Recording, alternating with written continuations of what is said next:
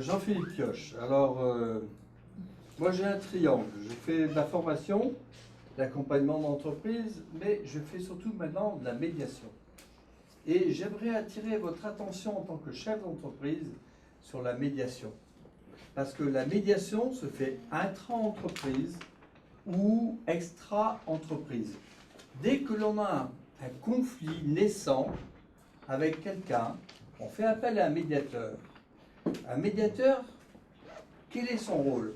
Ce n'est pas du tout un conciliateur, ce n'est pas du tout un arbitre, c'est quelqu'un qui amène à sa table des personnes qui vont enfin pouvoir s'exprimer et peut-être se comprendre. Hein? Je pense que c'est très important. Ça évite des frais de justice, ça évite la longueur des procès, et c'est très peu cher.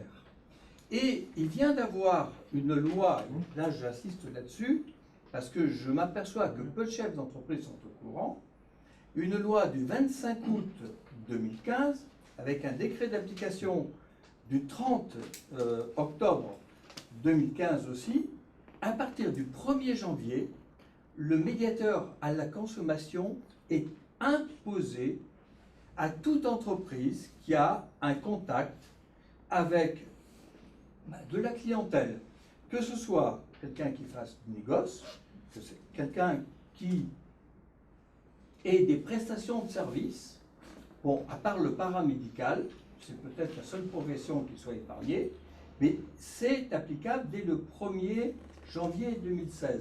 Alors ça, je voulais que vous le sachiez. Donc, c'est obligatoire. Si vous n'avez pas désigné au 1er janvier 2016 un médiateur, je ne parle pas de moi en particulier, mais un médiateur que vous devez connaître. Hein. Bon, j'ai mes cartes aussi, bien sûr. Bon, eh bien, c'est 3 000 € d'amende. Alors, il vous reste 15 jours. Bonne soirée.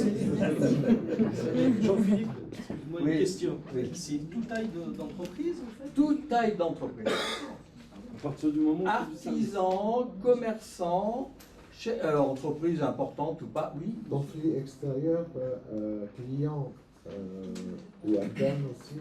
Alors, oui, mais j'ai peut-être pas le temps de développer maintenant. Oui. Si vous voulez, c'est dès que l'on va avoir un conflit avec un client, on va essayer de le résoudre. Bon, on essaye de le résoudre et malheureusement, il n'est pas résolu. Et alors, le chef d'entreprise est obligé de dire à son client, voilà, vous avez monsieur Untel, qui est le médiateur avec lequel j'ai passé un contrat, et le client, lui, a le choix de passer par la médiation ou pas. Mais le chef d'entreprise est obligé de proposer au client la médiation. Voilà. Et ça évite énormément de problèmes devant les tribunaux. En fait, c'est une loi qui est une usine à gaz, je vous le dis franchement. Hein. C'est fait pour désengorger les tribunaux. Bon, mais la médiation, ça sert aussi intra-entreprise, entre des services. Ça sert aussi avec des gens qui ont des problèmes avec d'autres entreprises. C'est très rapide. Une médiation, ça dure quoi? 3 à 4 séances. Ça coûte pas cher. Et c'est fini.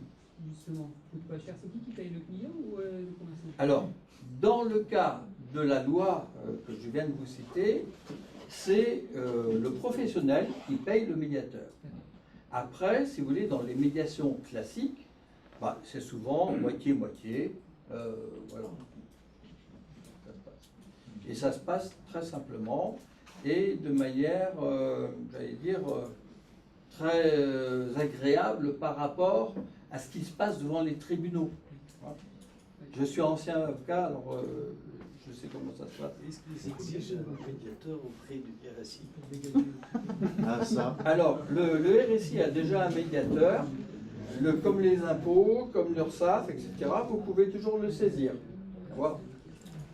Après, vous verrez.